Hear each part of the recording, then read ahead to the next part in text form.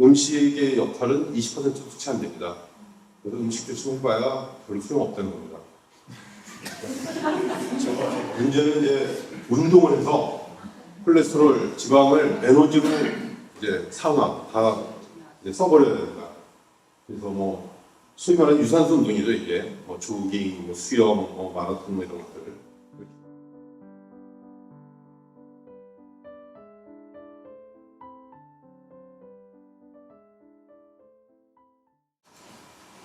오늘 이렇게 여러분들 저한테 귀한 시간을 할애해 주셔서 진심으로 감사드립니다.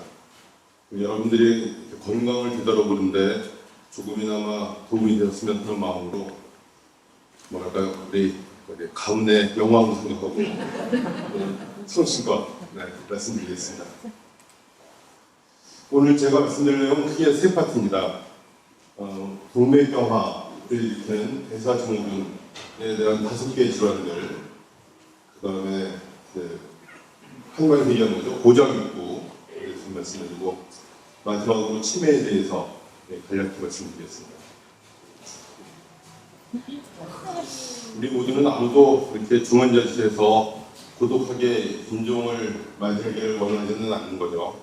우리는 어떻게 하면 조금 더 인간답게, 조금 더 고귀하게, 존엄하게, 품격 있게 임종을 맞이하기를 바랍니다. 뭐 모든 사람이 그런 건 아니지만 이렇게 중환자실 임종을 맞이하는 사람들 중에 많은 부분이 소위 중풍이라고 하는 뇌졸중 때문에 이런 경우가 많이 있죠.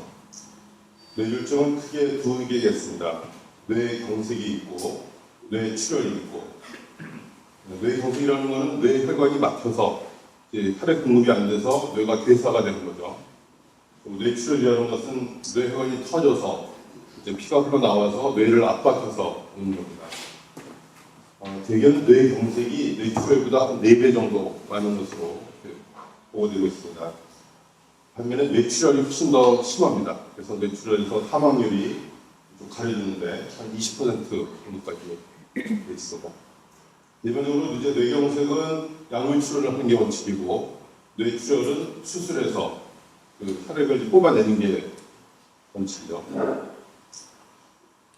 말씀드린 대로 뇌경색이라는 것은 동맥경화가 오고 동맥경화가 와서 혈관이 좁아지고, 그 좁아진 혈관에 혈전이 생겨서 이제 혈관이 맥히는 거죠.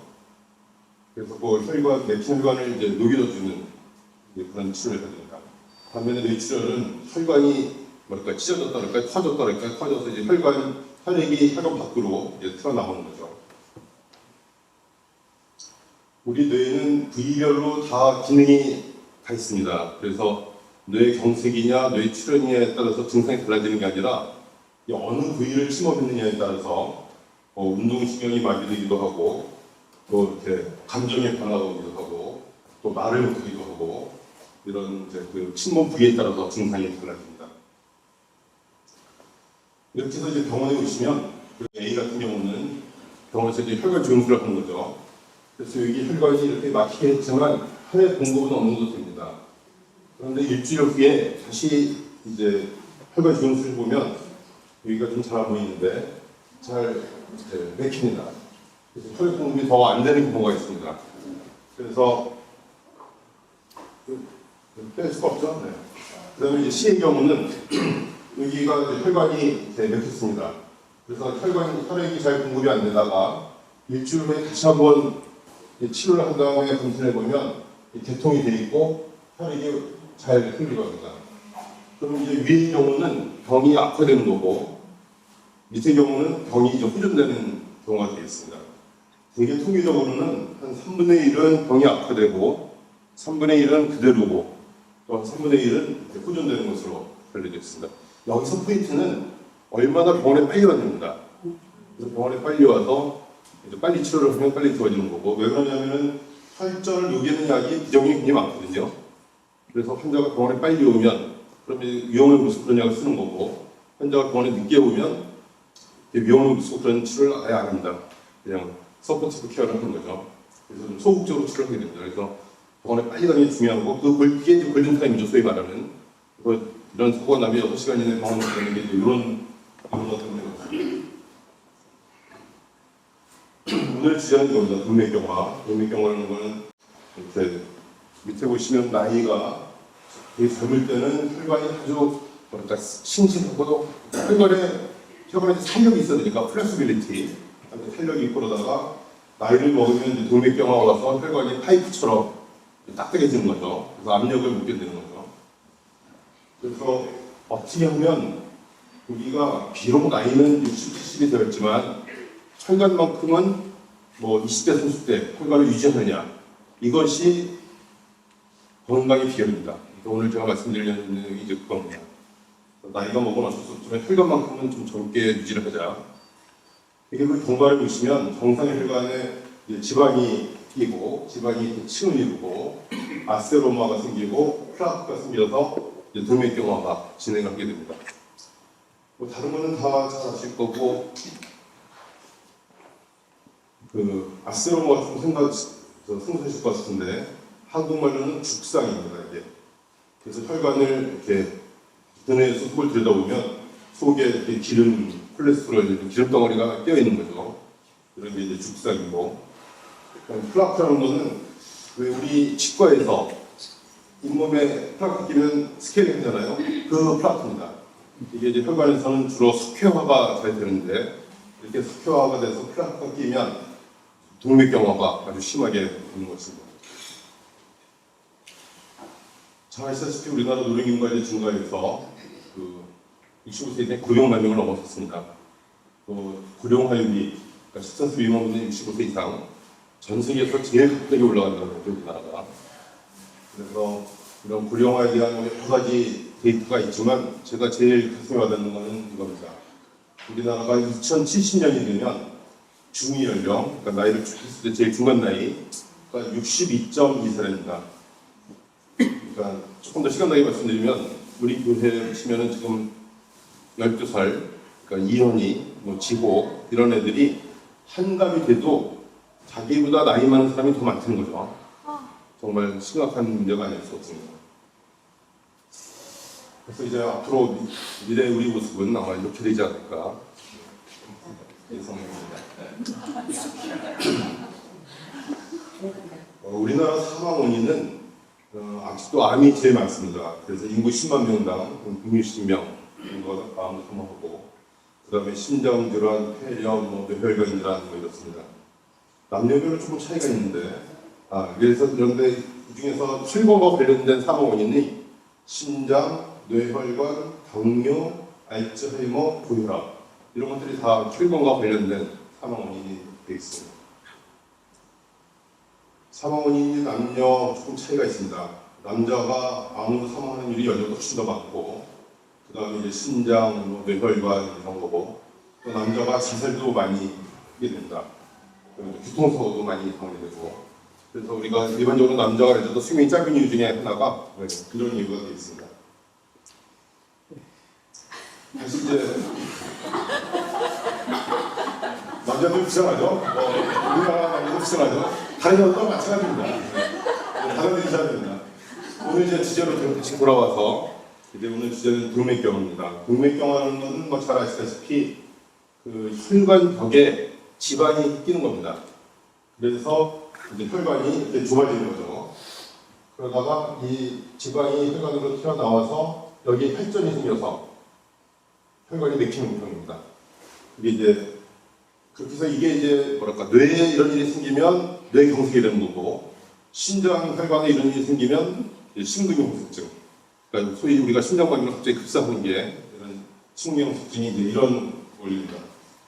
또 반면에 아주 이게 경화가 와서 혈압이 계속 높아서 그 혈압을 못 견뎌가지고 혈관이 이쪽에 이제 뭐랄까 찢어져가지고 터지면 혈관이 바깥쪽으로 새나가는 거죠. 그렇게 되면 아까 처음에 말씀드린 뇌출혈이 옵니다. 그래서 안쪽에 혈전이 생기면 뇌경색, 바깥쪽으로 혈관이 터져서 피가 바깥으로 나가면 뇌출혈.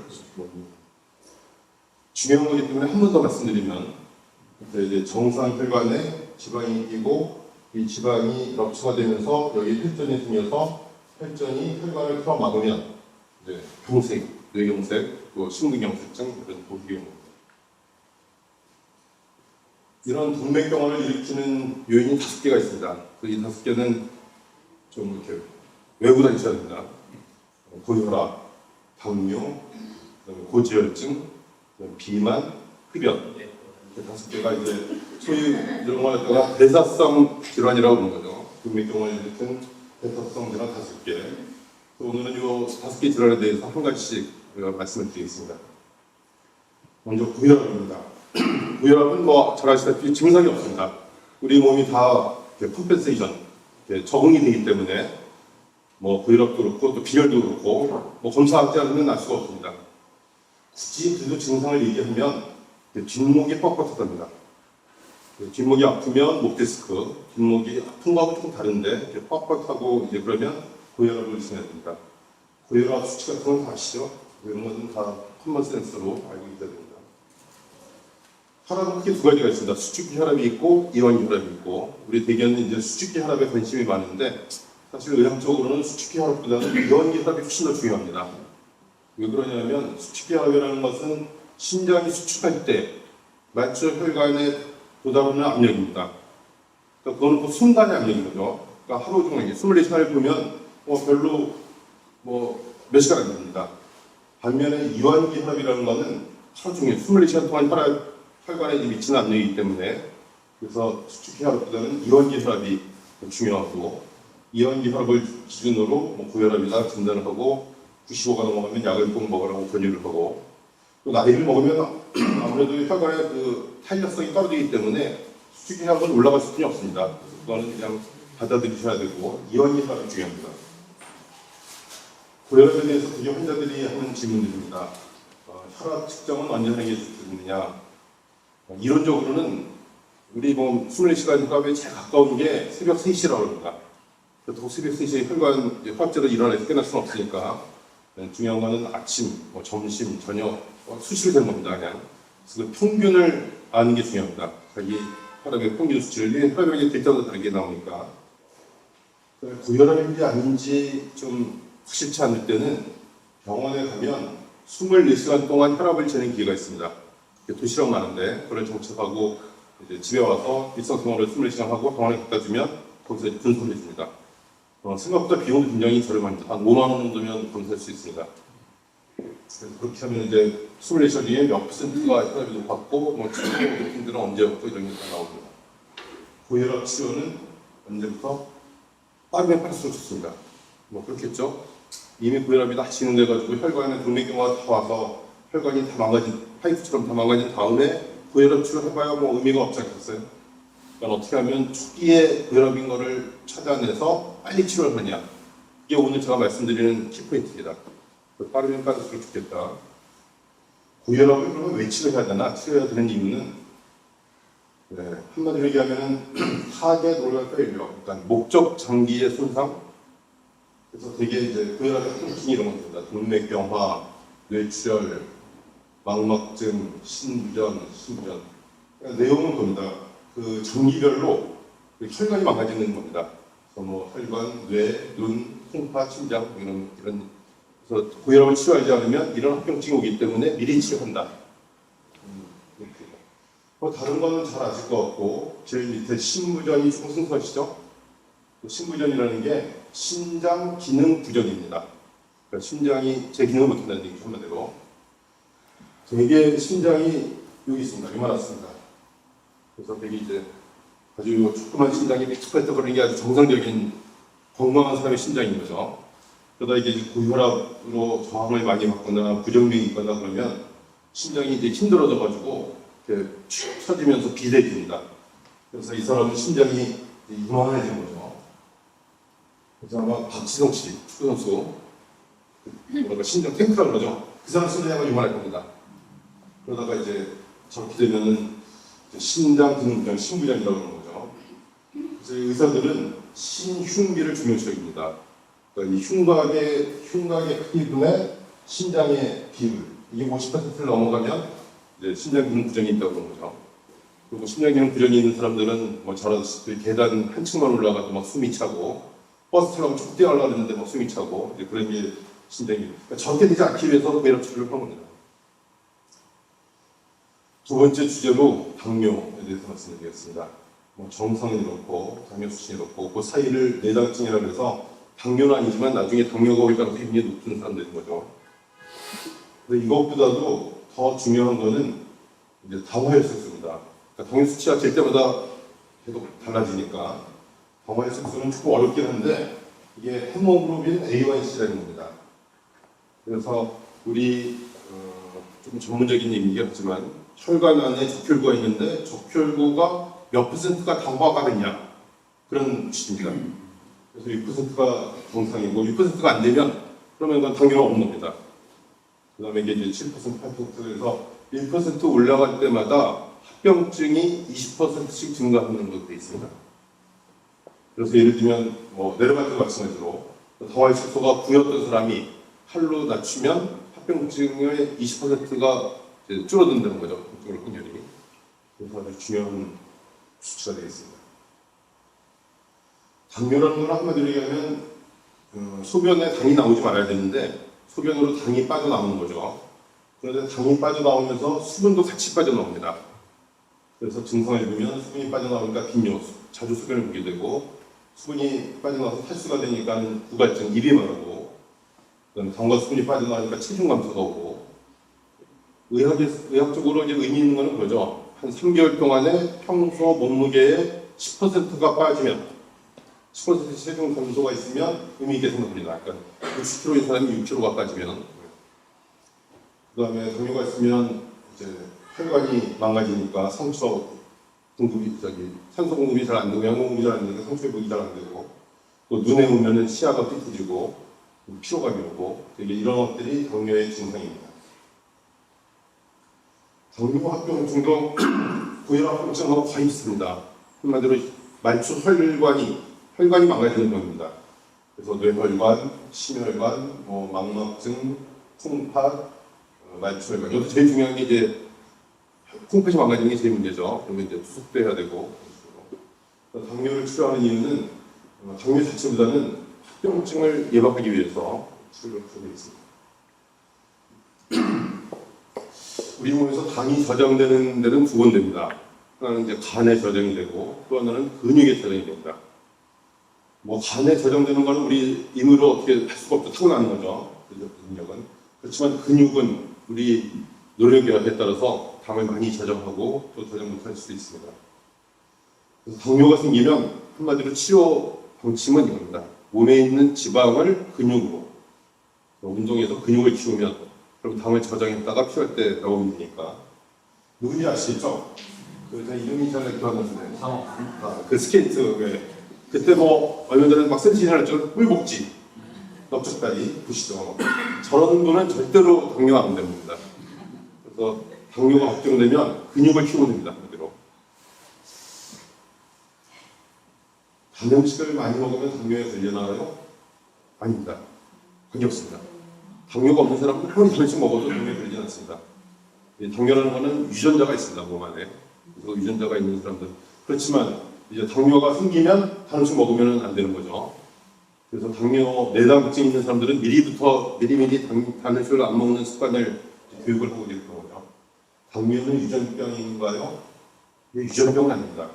유전자가 있어서 그만 그 유전자가 있으면 자식한테 유전자가 올 확률이 있기 때문에 우리는 유전적인 소인이 있다라고 얘기를 하지 딱 유전병은 아닙니다. 유전병이라는 건 이제 부모가 당뇨면 자식이 다 당뇨해야 되는 거죠. 유전병은 아니고 유전적인 소인이 있다. 증상이 없는데도 당뇨 치료에 당연하죠. 합병증을 막아야 되니까 당뇨는 아무 증상도 없습니다. 뭐 치료 안 해도 필요가 하나도 없습니다. 다만 합병증을 예방하기 위해서 이게 당뇨 후에 한 10년이 지나면 이제 합병증이 하나씩 생겨나기 시작합니다.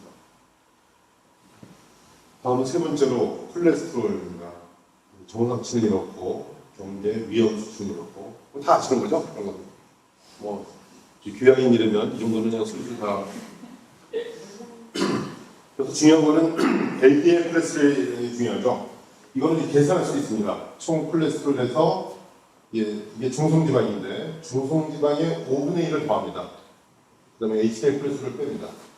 그래서 이 공식이 시사하는 바는 콜레스테롤이 중요하고 중성지방도 중요하지만 콜레스테롤보다는 조금 덜 중요하고 그럼 HDL이 높이면 높을수록 뺄 거니까 높이면 높을수록 좋다는 거죠.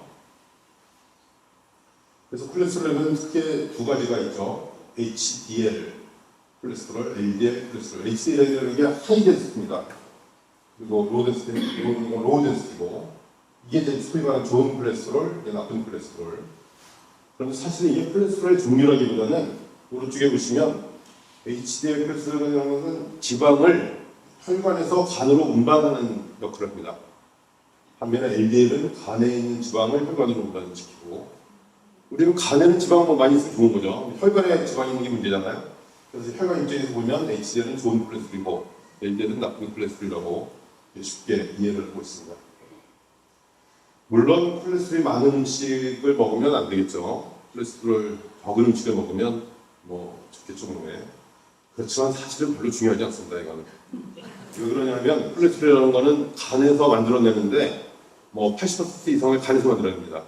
음식의 역할은 20%도 채 안 됩니다. 그래서 음식 조심해봐야 별로 소용없다는 겁니다. 문제는 이제 운동을 해서 콜레스테롤, 지방을 에너지로 이제 산화 다 이제 써버려야 됩니다. 그래서 뭐 소위 말하는 유산소 운동이죠, 이게. 뭐 조깅, 뭐 수영, 뭐 마라톤 뭐 이런 것들 이렇게 하면 좋아집니다. 운동은 크게 이제 두 가지 종류가 있죠. 하나는 이제 유산소 운동, 또 하나는 근육을 만드는 운동. 그래서 콜레스테롤 낮추는 데는 유산소 운동이 좋지만 뭐 당뇨 환자라든가 특히 이제 나이를 먹으면 근육이 중요합니다. 그래서 한 40대, 50대까지는 유산소 운동을 주로 하는 게 중요하고, 더 나이를 먹으면 60대, 70대는 유산소 운동보다도 더 중요한 거는 근육을 키우는 운동, 뭐 역기를 든다든가 아령을 든다든가 뭐 바벨을 든다든가 헬스클럽 다녀야 됩니다, 한마디로. 일반적으로는 이제 우리가 노후를 대비해서 돈을 저축하자는 생각을 많이 하잖아요. 의사 입장에서는 또 별로 중요하지 않습니다. 그거보다는 노후를 대비해서 어떻게 하면 근육을 조정할까. 그래서 근육을 조정하는 게 이제 건강하게 오래 사는 그 기계를 드리겠습니다. 콜레스테롤에 대해서 질문이 아주 많죠.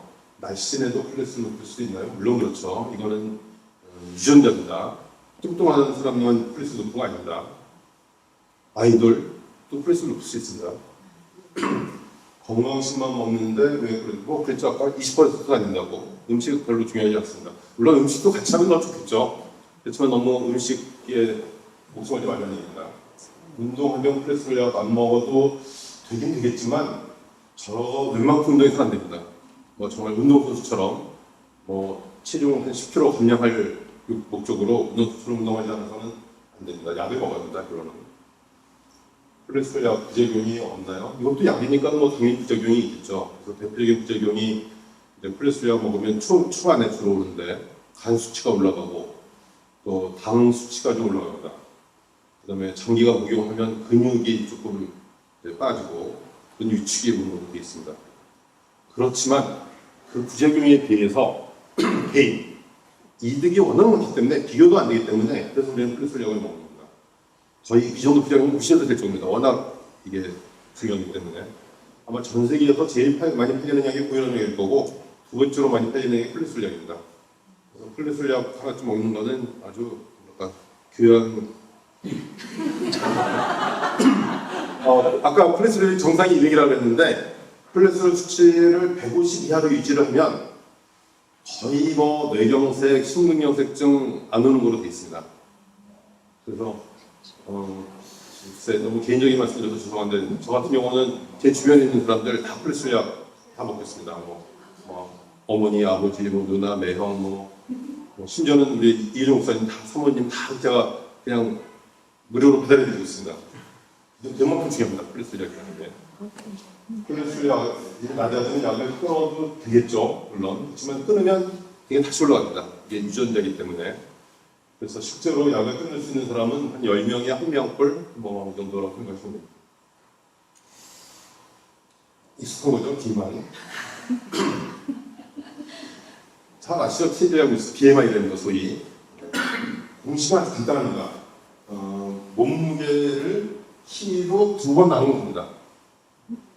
이것도 외우기 귀찮으면 네이버 치면 다 나옵니다. 거기다가 자기 키하고 몸무게만 입력시키면 지로 다 나옵니다. 예를 들면 어떤 사람이 키가 172cm인데 몸무게가 70kg다.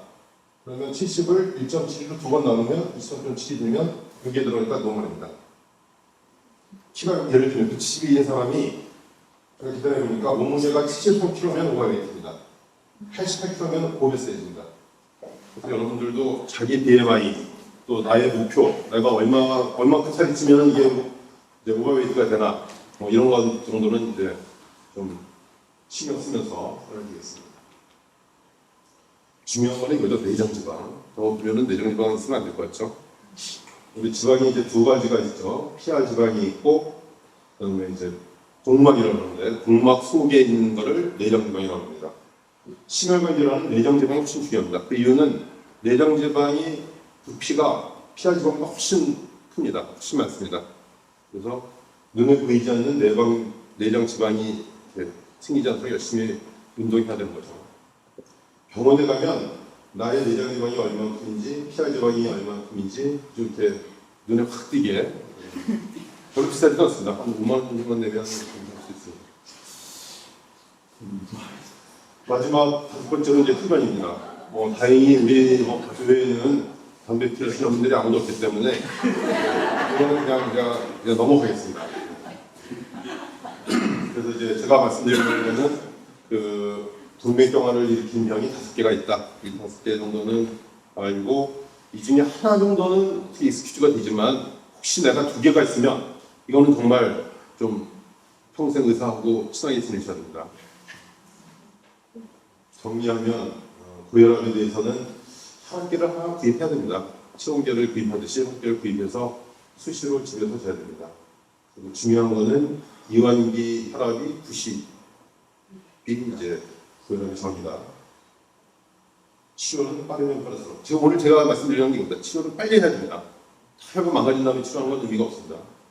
비만에 대해서도 체중계를 구입하셔야 됩니다. 그래서 그냥 매일 체중계만 올라가면 체중은 지절로 빠지게 되어 있습니다. 그리고 BMI도 알고 있어야 되고 체중 감량도 빠르면 빠를수록 당뇨 1년에 한 번 정도는 그래도 혈액 검사 한번 해봐야 되지 않을까. 강원 혈색소가 중요하고 그리고 또 빠르면 빠를수록 엄격하면 엄격할수록 그런 거죠. 콜레스테롤도 1년에 한 번 정도는 검사해야 되지 않을까. 특히 LDL 콜레스테롤이 중요하다. 그러면 빨리 치료하면 좋겠다. 금연도 빠르면 빠를수록. 오늘 제가 말씀드린 첫 번째 주제입니다. 어떻게 좀 너무 뻔한 얘기 지루하신가요? 좀 더 빨리 할까요? 없어요? 다음에는 이제 5장 6부. 이게 한 방에 사는 얘기죠? 5장 6부. 누구에 이렇게 흉볼 때 많이 쓰는 말인데, 이게 5장이라는 거는 온갖 속이 꽉 찬 장기들. 그래서 심장, 간, 폐, 이런 거를 5장이라고 하고, 6부라는 거는 속이 텅 비어 있는 겁니다. 위라든가, 방광이라든가, 장이라든가. 그래서 이제 오른쪽에 6부에 대해서는 아마 다음 시간에 위, 대장 이런 거 말씀드리면서 제가 말씀드릴 기회가 있을 것 같아서 오늘은 5장에 대해서만 말씀드립니다. 이번에 말씀드리는 이유는 전반부에 너무 여러분들 스트레스를 드려서 후반부는 좀 안심하시라고 그래서 말씀드려요. 첫 번째로 심장입니다. 심장은 잘 아시다시피 정가부대보다 약간 왼쪽에 있습니다. 왼쪽 유방 아래. 크기는 되게 주먹만한 털이고, 저기 주먹만한 털이고, 이게 이제 힘차게 딱-거리는 거죠. 심장 수명은 보통 한 150년 정도 사는니다. 그래서 우리 수명도 훨씬 깁니다. 장기들의 수명은. 우리가 장기에 문제가 없으니까 자기 혈관만 잘 관리하면 얼마든지 오래 살 수 있습니다. 그래서 이제 심장 이식 수술이 가능한 거죠. 폐 이식 수술도 가능하고. 그 자체는 오래 살 수 있기 때문에. 보통 정 가운데가 아프면 식도염을 생각하고, 약간 왼쪽 가슴이 아프면 심장 협심증을 생각합니다. 식도염이라는 거는 되게 이제 식사와 관련이 있는 거죠. 속이 비었다든가 밥을 많이 먹었다든가 이럴 때 아픈 거고, 심장이 아픈 거는 산소가 필요할 때 아픕니다. 그러니까 계단을 올라간다든가, 버스를 타려고 좀 뛰었더니 가슴이 아프다든가 이러면 이제 협심증을 병원에 가봐야죠. 심장 질환은 크게 2가지의 카테고리가 있습니다. 그 중에 이제 한 가지 카테고리는 관상동맥 질환이라고 해서 협심증, 또 심근경색증. 그래서 이제 심장도 영양분이랑 혈액 공급을 받아야 되니까 이 세 개의 혈관이 있습니다. 그 혈관이 이제 좁아지면 이렇게 가다가 좁아지는 병이 이게 협심증입니다. 그래서 이 혈관이 여기인데 이렇게 완전히 가다가 끊어지면 그러면 이게 이제 심근경색증. 갑자기 급사하는 게 자고 일어났더니 죽어 있더라. 이게 이제 이 병이죠. 심근경색증. 이제 혈관이 막히는 병입니다. 한마디로 얘기하면. 병원에 오면 이제 혈관 지용술이라는 겁니다. 협심증에 대해서 이거 좀 잘 보셔야 됩니다. 순간이기 때문에 조심하시고. 전도사님 이거 좀 눌러주실까요? 여기 보시면은 이게입니다. 이렇게 딱 좋아져 있습니다. 그러다가 다음 거 해주실까요?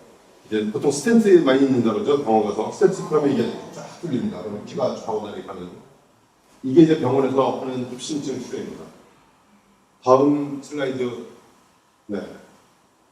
또 심근경색인데 이거는 더 심하고 이거는 혈관이 막히는 겁니다. 이게 보면 딱 막혔습니다. 혈관이. 네. 혈관이 막혀서 피가 안 가다가 여기를 이제 풍선으로 넓히던가 뭐 스텐트를 집어넣던가 그리고 나서 다시 하면 여기입니다. 쫙 이렇게 아주 잘 갑니다.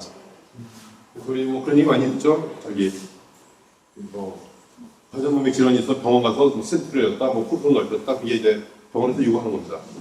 저희 병원 심장내과 의사들한테 협조를 받아서 협찬을 받아가지고 스트로이드를 배웠습니다. 아까 한 가지 카테고리가 이제 관상문맥 질환이고 또 한 가지 카테고리가 부정맥입니다.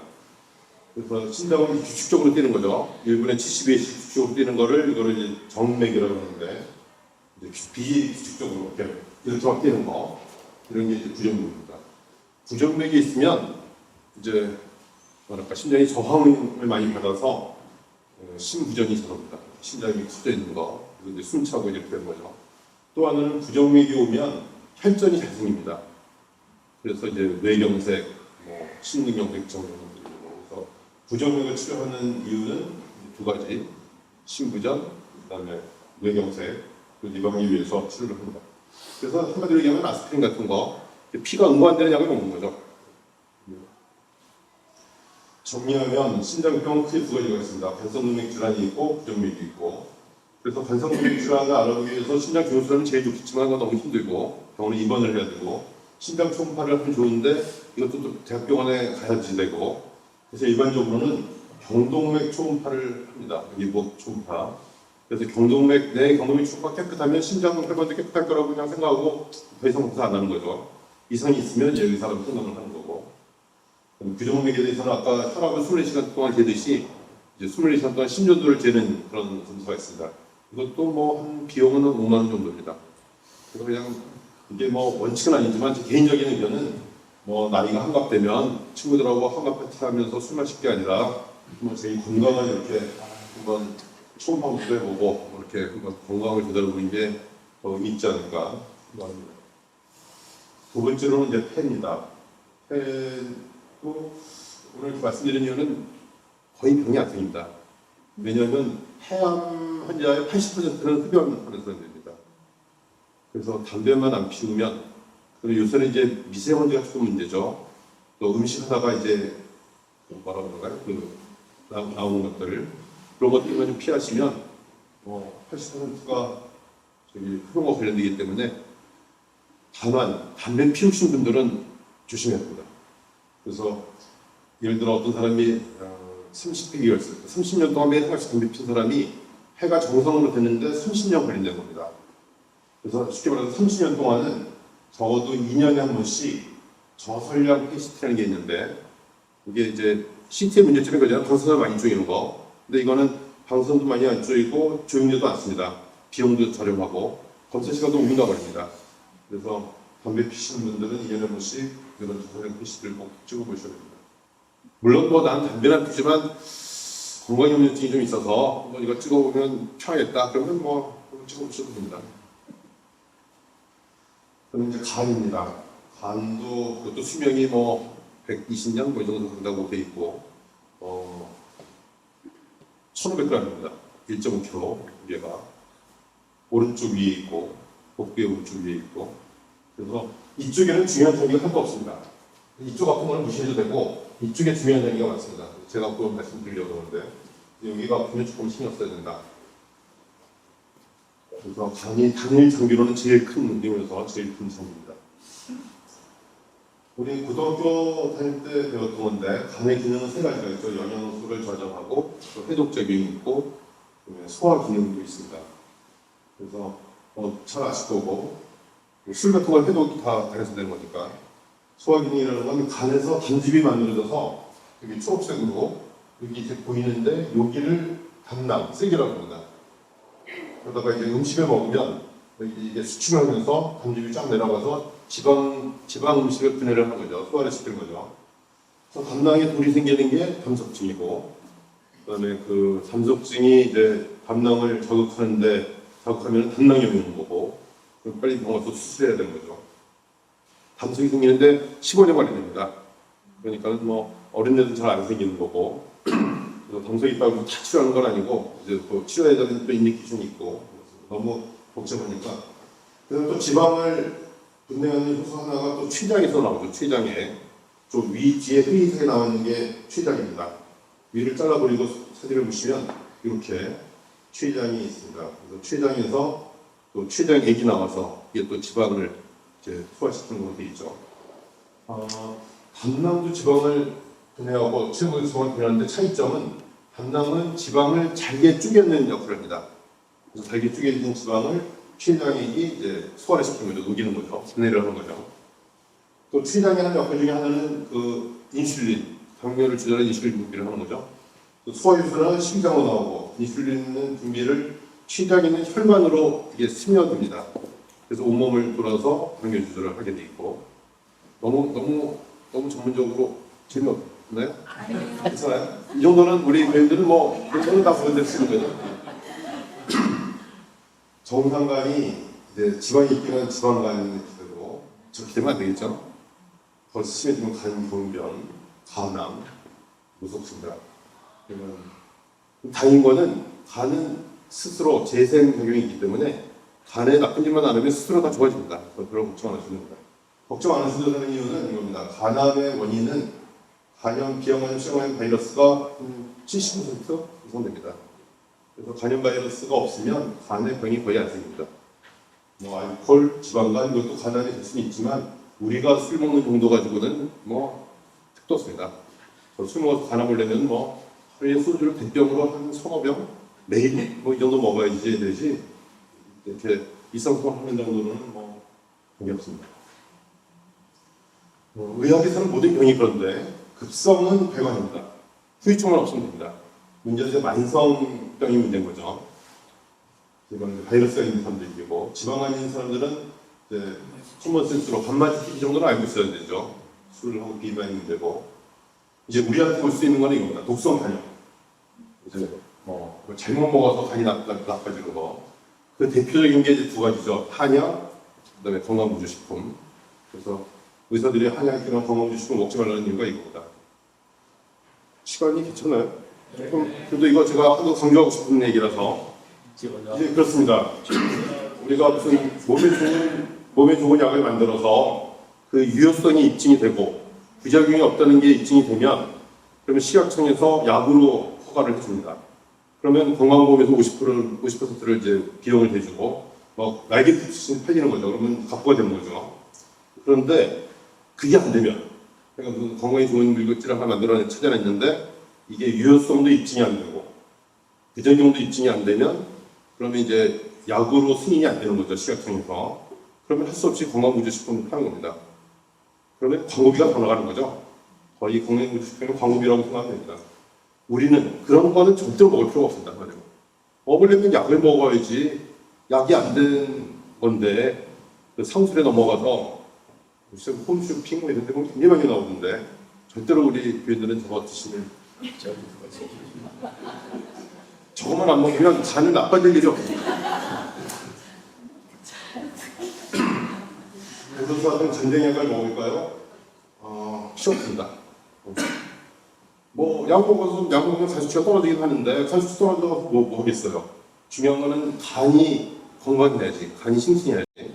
그러니까 제가 계속 강조하면 간은 스스로 재생 능력이 있기 때문에 간경화로 넘어가지만 않으면 다 지올로 좋아집니다. 그냥 아무것도 안 하면 좋아집니다. 술은 얼마나 먹어도 되나요?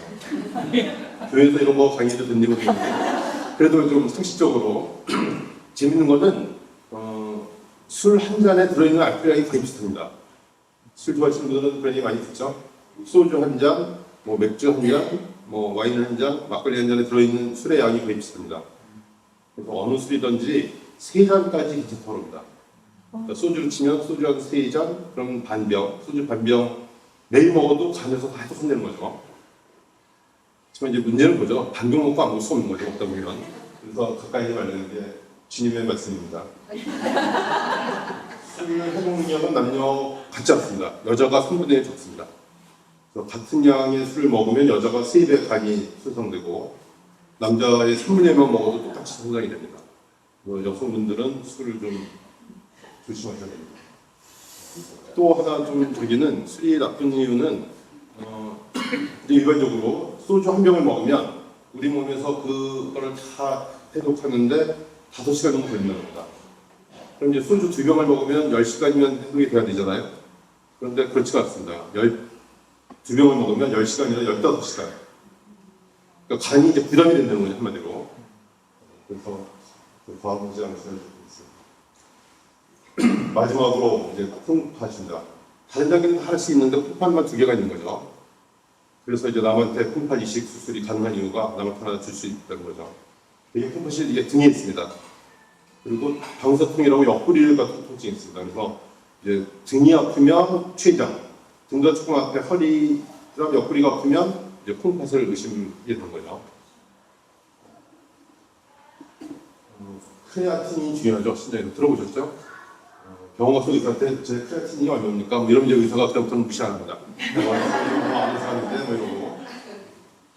크레아틴이 중요하고 이것도 마찬가지로 급성은 문제가 아닙니다. 만성이 문제입니다. 우리 몸은 고혈압, 당뇨이라면 이제 만성 혈액병 와서 투석해야 되는 거고 이것도 간에서 급성 간염처럼 중금속 신증이 문제입니다. 우리 일반인들은 다른 거는 우리 올 일이 별로 없고 그래서 되게 나수, 비소 이런 것들이 이제 몸에 축적돼가지고 콩팥에 망가뜨리는 거죠. 왜 한약 뭐 건강주식은 이렇게 의사들이 싫어하냐면 제가 조금만 설명을 드릴까요? 조금만 드리면 우리가 아주 좋다고 얘기하는 비싼 거 홍삼 있잖아요. 홍삼 한번 재배하고 나면 한 3년 동안은 재배 못하잖아요. 그 땅에서 딴 데 가서 그거 3년 후에 와서 하고 그러잖아요. 그 이유가 홍삼이 그 땅에 있는 중금속을 다 빨아들입니다. 그래서 홍삼에 그게 있기 때문에 홍삼을 먹으면 그 중금속은 대화가 안 되기 때문에 이게 우리 몸에 쌓여서 콩팥에 쌓여서 콩팥에 데미지를 주는 겁니다. 그래서 이제 중금속을 피해야 되는데 중금속을 우리가 이렇게 접하게 되는 이유는 딱 겁니다. 건강보조식품, 한약, 인삼, 하여간 이런 것들. 그래서 제박사님 안 계시죠? 제박사님 되시면 안 될 텐데, 그냥 비밀입니다. 한마디로 60만 안 되면 됩니다. 간에 좋은 거, 뭐 몸에 건강한 거 이런 것만 먹지 않으면 그런 거 먹을 돈 있으면 헬스클럽 풀어야죠. 요약하면 그렇습니다. 신장에 대해서는 2가지 카테고리가 있는데 간성동맥질환, 부정맥질환, 그래서 뭐 강동맥 초음파, 뭐 소매질환 등등 말씀드렸고 폐는 담배 피는 사람들, 또 담배 끊는 사람들은 30년 동안 이제 CT를 2년에 5씩 찍었으면 좋겠다. 간에 대해서는 건강식품가 중요하고 건강기준식품을 안 먹으면 간에 병이 생길 일은 없다. 콩팥도 크레아틴이 중요하고 이제 어떤 건강기준식품 이거 피하면 병에 걸릴 일이 없다. 마지막 주제입니다. 좀 지루하신 것 같아서 빨리 끝내겠습니다. 치매. 치매란 한마디로 정형외입니다. 인지 기능이 떨어져서 일상생활 못하는 거. 인지 기능이 뭐냐? 인지 기능이라는 게 기억, 언어, 판단력입니다. 그래서 깨졌네요. 그러니까 정상적인 사람이 기억, 언어, 판단, 인지 기능이 떨어져서 일상생활을 못하는 것. 이게 이제 치매의 정의입니다. 치매는 질병이 아니라 증후군입니다. 증후군이라는 게 이건 좀 그래도 좀 설명드릴게요. 아셔야 될 것 같아서. 우리 의학에서는 병을 세 단계로 나눕니다. 그래서 증상, 그보다 조금 더 뭐랄까 윤곽이 잡히면 증후군, 그다음에 그보다 조금 더 이제 뭐랄까 원인과 치료 뭐 이런 게 나오면 그럼 이제 질병으로 승격이 되는 겁니다. 한마디로. 예를 들면 설사를 한다. 그건 증상인 거예요. 왜 설사하는지 모르는 거죠. 뭐 어떻게 치료될지도 모르겠고. 그러다가 이제 증후군. 예를 들면 뭐 여러 사람이 삼겹살에 뭐 냉면을 먹으면 설사를 한다. 이게 뭐 계속 반복되는 거죠. 그러면 아직은 그렇지만 그건 증후군에 들어갑니다. 그러니까 정확히 그 원인이라든가 그러니까 기전, 병태 생리는 잘 이해 못하지만, 그러니까 그러다 이제 그게 밝혀지면, 예를 들면 내가 뭐 설사를 하는데 무슨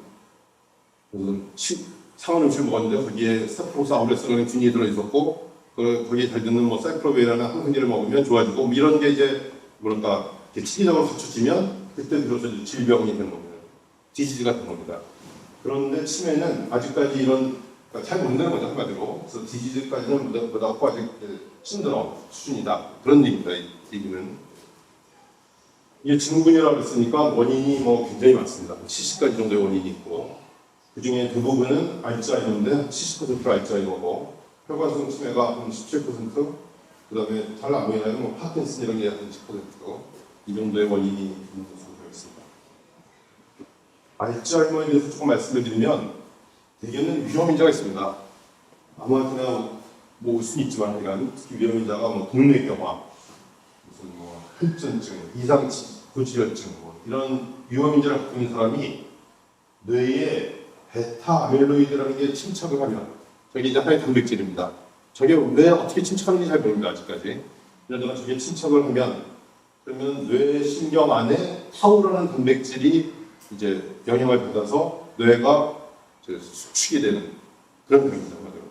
그렇게 생각하는데, 조금 더 설명을 드리면, 이게 이제 뇌세포인데, 이게 뇌신경입니다. 신경세포 밖에 아밀로이드라는 단백질이 침착을 하고, 그것 때문에 신경세포 안에 타우 단백질이라는 침착을 하는 통근이라고 그러는데, 이렇게 돼서 뇌가 위축이 되면서 기능을 잃어버리는 게 알츠하이머입니다. 그럼 아밀로이드가 어떻게 축적됐는지 검사는 펫이라는 검사를 하는 겁니다. 펫이라는 검사는 정상 사람이 있는데 더 빨갛게 나타나는 게 저게 아밀로이드가 집착돼가지고 알츠하이머 뇌가 잡힙니다. 근데 이 검사가 워낙 비싸서 그냥 한번 궁금한데 그리고 해볼 수는 없는 비용이 뭐 70만 원 정도이기 때문에. 그러나 중요한 거는 이 베타 아밀로이드 타우 단백질 이용되는 겁니다. 위험 요인은 세 가지가 있습니다. 유전적인 요인. 유전적인 요인은 이제 아프 유전자가 중요하다는 거죠. 그 다음에 또 대뇌 요인은 아밀로이드, 뭐 타우 단백질 이런 게 중요하다는 건데, 이런 것들은 우리가 어떻게 인위적으로 어떻게 할 수가 없습니다. 이렇게 타고나는 건데 운명입니다. 다만 우리가 할 수 있는 거는 이 환경이나 생활 습관. 그래서 알츠하이머가 잘 오는 게 뭐 고혈압, 수면을 잘 못하는 사람, 우울증, 뭐 인지활동이 낮은 사람 이런 사람들한테 잘 오니까 우리는 이제 이 부분을 우리가 노력하면 그러면 알츠하이머를 뭐 100% 피할 수는 없지만 그래도 올 확률이 조금 낮아지는 거죠. 생활 습관이 중요하다. 치매는 되게 이렇게 초기, 중기 많이 일어납니다. 초기라는 거는 뭔가 저 사람이 혼자 살 수 있을 것 같은데 못하는 사람들. 이런 단계가 이제 초기고, 중기라는 거는 누가 도와주지 않으면 혼자서는 있어서 못하는 사람들. 말기라는 거는 뭐 도와줘도 대수비도 못 가리고 있는 사람들. 이렇게 나누고 있습니다. 다른 거는 우리 관심 없고 초기가 제일 우리 관심에 초점이 되는 거죠. 알츠하이머 병의 경과는 되게 있습니다. 좀 그래프가 복잡해 보이지만 제가 지금 말씀드린 거를 정리한 겁니다.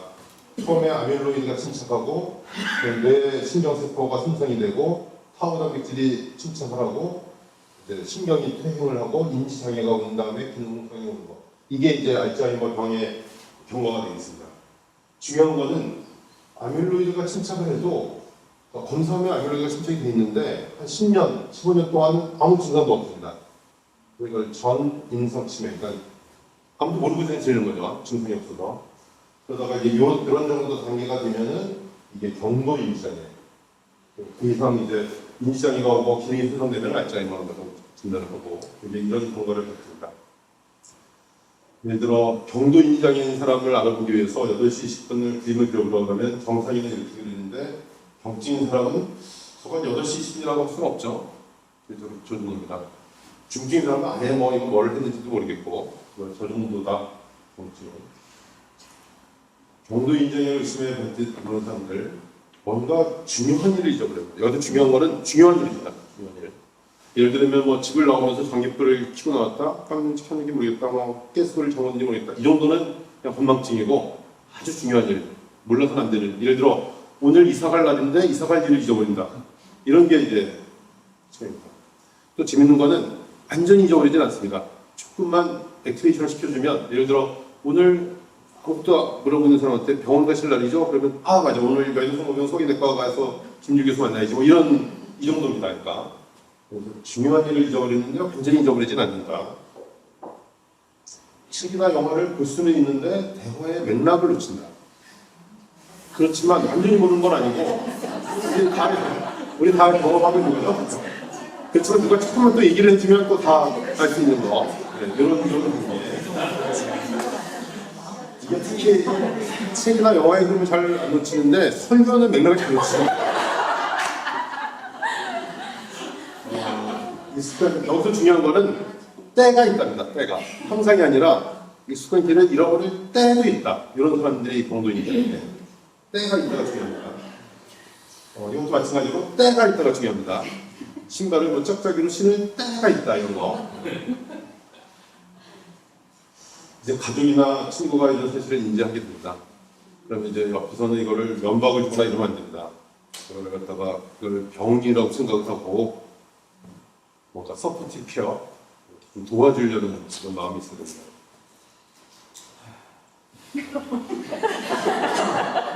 알츠하이머의 그러면 치료 결과는 이겠습니다. 치료 안 하면 이렇게 되는데 치료하면 이렇게 됩니다. 그래서 치료 하나하나 낫기만 하면 결과는 똑같습니다. 결과는 똑같은데 다만 요거 심각한 장애를 한 5년 정도 늦출 수 있다. 그래서 치매를 열심히 치료하면 이제 심각한 장애를 한 5년 정도 늦출 수 있다가 치료의 이제 포인트가 되겠습니다. 아직까지도 치료약이 별로 개발이 안 돼서 지금 전 세계에 나와 있는 약은 딱 이 네 가지입니다. 네 가지 중에 하나의 약을 이제 먹는 거죠. 그 치료입니다.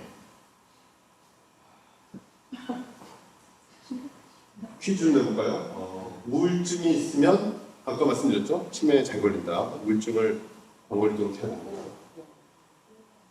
고스톱을 많이 치면 예방이 되겠죠. 인지 활동이 활발해지니까. 그래서 고스톱 중요하지만 토파 좋습니다. 컴퓨터 게임 뭐 이런 거 좋습니다. 인지 기능. 치료는 관리가 가능하다. 맞는 말이죠. 포기하지 말아야 됩니다. 한마디로 포기하지 말고 서포트 케어 관리를 해주자. 유전이다? 유전은 아니다. 유전에는 소인이 있다. 아까 이게 말씀드린 대로 아포 유전자, 이게 부모한테 있으면 자식한테 아포 유전자가 있을 확률이 높아지는 거죠. 뭐 그렇긴 하지만 이건 딱 유전병은 아니다. 부모가 치료하고 자식이 다치면 아니다라는 거죠. 그러나 유전력이 소인이 있다. 예방법은 크게 네 가지입니다. 첫 번째는 컴퓨터, 인지 활동을 활발히 한다. 그다음에 숙면을 취한다. 세 번째로는 뭐 신선한 야채, 또 생선 뭐 이런 것들을 많이 먹으면 도움이 된다. 네 번째로는 운동이 중요하다. 특히 땀이 날 정도의, 약간의 땀이 날 정도의 특히 중요한 운동이 뭐라고 그러죠? 숙보라고 그래요. 빨리 걷는 거. 빨리 걷는 게 뇌 활동에 아주 좋다고 합니다. 그 말씀을 조금 드리면 우리 뇌에 해마라는 게 이쪽에 있는데 이 해마가 이제 뇌에서 기억력을 이제 지배하는 그런 영역입니다. 이게 나이를 먹으면 1년에 한 1%씩 부피가 줄어듭니다. 그런데 그 숙보를 하면 그러면 이게 다시 부피가 증가합니다. 이게 기준은 하루에 한 40분 정도, 하루에 40분 정도 숙보를 하면 이제 뇌 해마가 줄어들지 않으면서 치매 걸릴 확률이 줄어드는 거죠.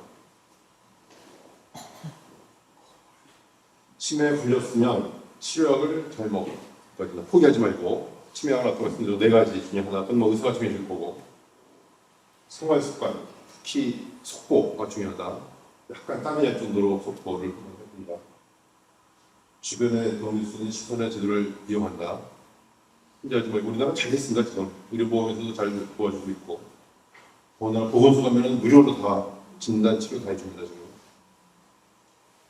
이건 관리할 수 있는 병이다. 포기하지 말고 서포티브 케어. 그래서 결론은 이거죠. 치매는 예방 가능하고 또 관리할 수도 있고 관리 꼭 해야 되고. 이게 오늘 이제 세 번째 주제입니다. 네, 감사합니다.